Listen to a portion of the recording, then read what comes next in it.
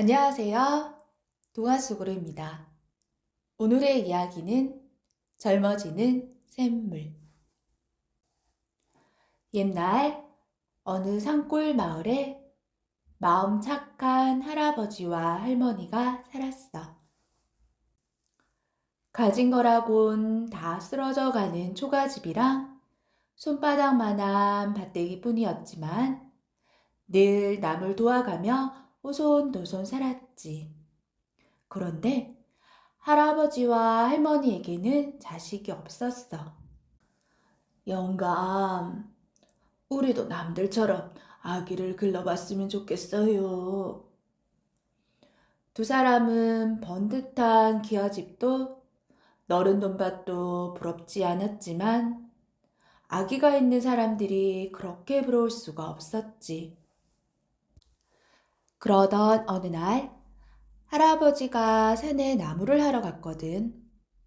콧노래를 흥얼거리며 한참 나무를 하고 있는데 어디선가 요란한 새소리가 들려오지 뭐야. 할아버지는 깜짝 놀라 주위를 둘러보았지. 그랬더니 저쪽 나무 위 새둥지 앞에서 기다란 독뱀 한 마리가 혀를 날름거리고 있네. 둥지 속의 파랑새 새끼를 잡아먹으려 하나 봐. 둥지 위에서는 어미 파랑새가 다급하게 날개를 치며 우러대고 있었어. 아니 저런. 할아버지는 얼른 그곳으로 달려가 작대기를 휘둘렀지. 저리 가거라 이 못된 뱀 같으니. 그러자 독뱀은 나무에서 떨어져 숲속으로 사라져버렸어. 어미 파랑새는 고맙다는 듯 할아버지 머리 위를 빙빙 돌았지. 그런데 이건 또 무슨 일이야? 파랑새가 그만 할아버지 목에 두른 수건을 탁 채서는 포로로 날아가는 게 아니겠어? 계속 거라 이 은혜도 모르는 새야. 할아버지는 허겁지겁 파랑새를 쫓아갔어. 산을 넘고 골짜기를 지나 헐레벌떡 달려갔지. 파랑새는 한참을 날아가더니 커다란 바위 위에 수건을 살짝 내려놓았어. 승차라. 내가 조금만 젊어서도 저 녀석을 잡아 혼내줬을 텐데. 할아버지는 숨을 헐떡이며 수건을 주러 바위로 다가갔지. 그런데 그것에 조그만 샘물이 하나 있지 뭐야. 바위 틈에서 구슬처럼 맑은 샘물이 꼴꼴 꼬르륵 솟아나고 있었어. 아니 저런 곳에 샘이 다 있었네. 목이 마른 참에 참 잘됐다. 할아버지는 두 손을 모아 물을 떠서는 꿀꺽꿀꺽 마셨어. 시원하다. 물맛 참 좋은걸. 그런데 이상도 하지. 분명히 물을 마셨는데 꼭 술을 마신 듯 얼떨떨해지더니 졸음이 쏟아지지 뭐야. 졸려. 할아버지는 그 자리에 누워 잠이 들었어. 얼마나 잤을까? 할아버지가 깨어나 보니 날은 벌써 어둑어둑해져 있었어. 아차, 내가 잠을 너무 많이 잤구나. 할아버지는 벌떡 일어나 지게를 찾아지고 서둘러 산을 내려갔지. 그런데 이상하게도 발걸음이 무척 가뿐했어. 한편 할머니는 날이 저물도록 할아버지가 돌아오지 않자 이상하다 생각하고 집을 나섰지. 할머니가 산기슭에 이르렀을 때 웬 젊은이가 산비탈을 터벅터벅 내려오고 있었어. 옳지, 저 사람한테 물어봐야겠네. 여보시오, 젊은이. 혹시 할아버지 한번 보지 못해?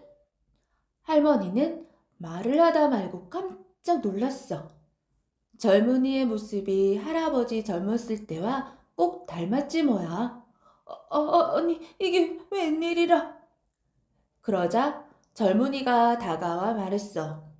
여보, 할멈, 나요. 나 당신 남편이요. 에그머니나 망치켜라. 할머니는 얼른 뒷걸음질을 쳤지. 할멈이 왜 저럴까? 내 얼굴에 뭐가 묻었나? 할아버지가 이상하다는 듯 얼굴을 만져보았어. 그런데 이게 어찌 된 일일까? 쭈글쭈글하던 얼굴이 매끈매끈해지고 하얀 수염도 없어져 버렸지 뭐야. 아, 그렇구나. 할아버지는 그제야 알 것 같았어. 내가 마신 샘물이 젊어지는 샘물이었구나. 그렇게 해서 새신랑이 된 할아버지는 할머니에게 낮에 있었던 일을 쭉 이야기해 주었어. 그리고는 할머니를 샘으로 데리고 갔지. 할머니도 샘물을 마시고 고운 새색시가 되었어. 다시 젊어진 할아버지와 할머니는 신랑 각시 때처럼 깨가 쏟아지게 잘 살았지. 그런데 그 마을에는 마음씨가 아주 고약한 욕심쟁이 할아버지 한 명이 살고 있었어. 그 할아버지는 두 사람이 젊어졌다는 소문을 듣고 셈이 나서 몹시 배가 아팠지. 그래서 할아버지를 찾아와 물었어. 여보게, 자네는 어떻게 해서 그렇게 젊어졌나? 마음 착한 할아버지는 모두 말해 주었지. 샘물이 있는 곳도 친절히 가르쳐 주었어. 산 넘고 골짜기 건너 큰 바위가 있는 곳에 샘이 있다네. 욕심쟁이 할아버지는 고맙다는 인사도 없이 그 길로 헐레벌떡 샘물을 찾아갔어. 커다란 바가지를 하나 들고 말이야. 옳지, 이게 바로 젊어지는 샘물이로구나. 마침내 젊어지는 샘물에 이른 욕심쟁이 할아버지는 바가지로 샘물을 따서 벌컥벌컥 마시기 시작했지. 많이 마시면 더 젊어지겠지. 한 바가지, 두 바가지, 세 바가지. 아주 배가 볼록하도록 샘물을 퍼마셨지. 그러자 졸음이 막 쏟아졌어. 드르렁, 드르렁. 욕심쟁이 할아버지는 코를 골며 잠에 빠져들었지. 어느새 이튿날 아침이 되었어. 그런데 그때까지도 욕심쟁이 할아버지가 돌아오지 않았어. 이 영감에게 무슨 일이 생겼나? 마음 착한 할아버지는 몹시 걱정이 되었지. 그래서 할머니와 함께 욕심쟁이 할아버지를 찾아 젊어지는 샘물로 달려갔어. 그런데 이게 웬일이야? 욕심쟁이 할아버지는 온데간데 없고 커다란 옷 속에 웬 아기가 응애응애 울고 있는 거야. 그 옷은 바로 욕심쟁이 할아버지의 옷이었어. 욕심쟁이 할아버지가 샘물을 너무 많이 마셔서 그만 아기가 되어버린 거였지. 할아버지와 할머니는 기가 막혀서 웃을 수도 울 수도 없었어. 할아버지가 먼저 말했어.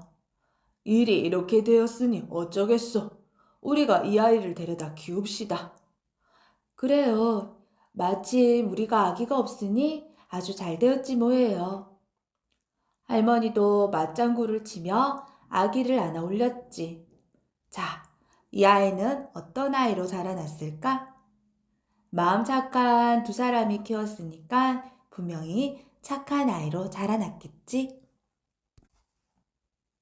여러분은 할아버지나 할머니의 모습을 자세히 살펴본 적이 있나요? 아마 머리카락은 하얗고 살갗은 쭈글쭈글할 거예요. 할아버지와 할머니는 이제 늙으셔서 그럴 거예요. 속상하다고요? 그러니까 여러분이 착한 일을 해서 기쁘게 해드리세요. 그러면 주름살이 조금씩 펴질 거랍니다. 이 이야기는 늙은 사람을 다시 젊게 만드는 샘물에 대한 이야기예요. 그런데 착한 할아버지와 할머니는 이 신기한 샘물을 조금만 마셔서 알맞게 젊어졌지만 욕심쟁이 할아버지는 너무 많이 마셨다가 갓난아기가 되어버렸어요. 분수를 지키며 착하게 살면 반드시 좋은 일이 생기고 나쁜 마음을 먹고 욕심을 부리면 뜻하지 않은 일이 생긴다는 것을 가리켜 주고 있지요. 이처럼 옛날 이야기에는 재미도 있지만 우리에게 소중한 가르침도 준답니다. 그뿐만이 아니라 이 이야기에는 벌을 받은 욕심쟁이에게도 다시 기회를 주는 넉넉한 마음을 담고 있어요. 욕심쟁이 할아버지를 갓난아기로 만들어 버렸지만 결국은 할아버지와 할머니 품에서 착한 아이로 자랄 수 있게 된 것입니다.